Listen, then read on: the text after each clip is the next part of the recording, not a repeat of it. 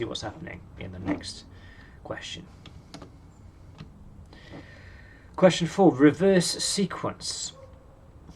So we're going to ask for a DNA string and print its reverse. Okay, and it says no translation yet because we're going to do some sort of translation later. We just want to reverse the characters. Okay. How do we do that? I know how to do that. Let me show you. This is the way I do this. Q4. So again, sequence equals input. Please input a sequence. Okay. Colon space. Then I want to. I'm actually going to create another variable for reverse or reverse sequence. Now, input. No, sorry, sequence.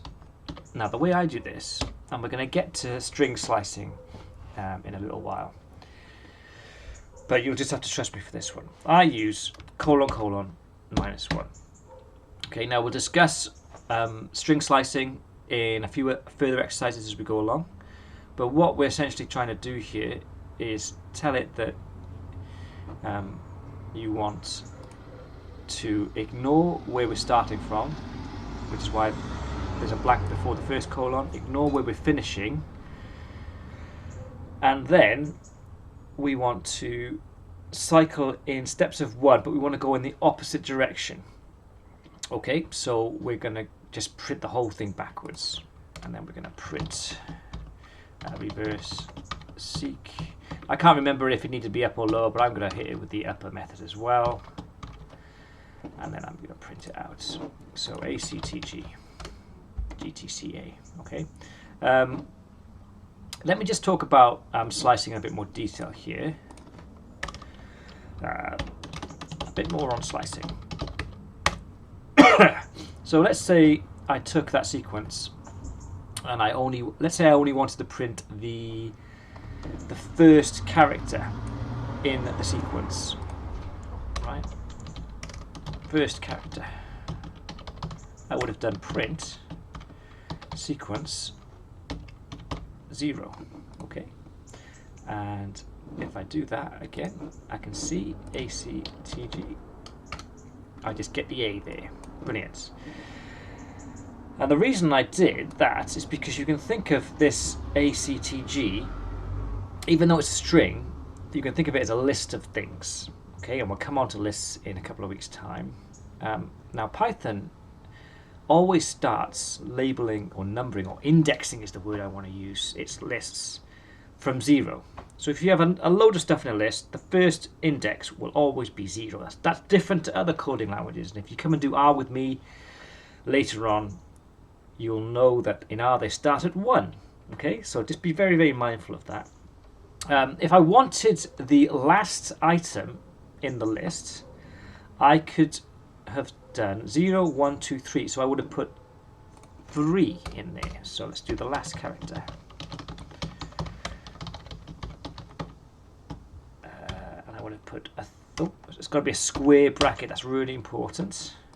And if I run that, oopsie daisy, ACTG, and I got a G on the end of it, which is the last character. Okay. Right. I can do a few other things. I can print a range of characters. So let's say I want to print all characters between first and last. Okay. So to do that, I want to start at 1. So that's the first one after the 0th one. And then I'm going to use a colon. And I want to go all the way to the end. Is that going to work?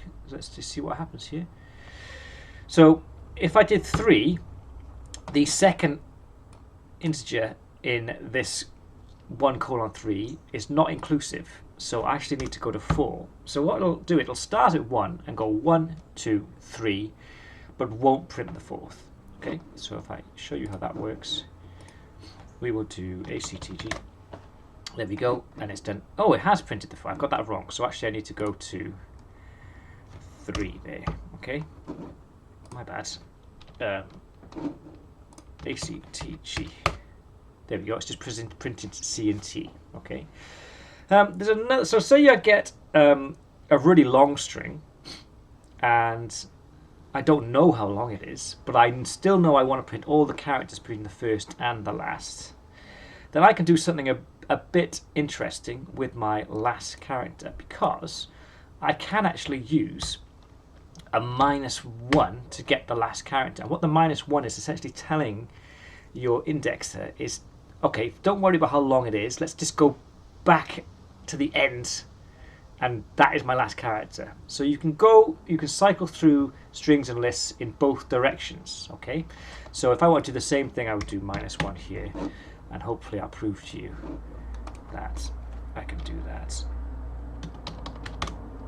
There we go. Okay, one last thing. I can print every second. Every second character. So I want to only print. I only want to print C and G in this case. So if I wanted to do that, I would do sequence. I still want to start at 0, and I want to finish on the last one. Actually, I'm going to put 4 there to make it more cleaner. But I want to jump through in steps of 2. Okay, so I can put another colon, and the value here will specify how many characters I want to jump in between. Okay, let's run that.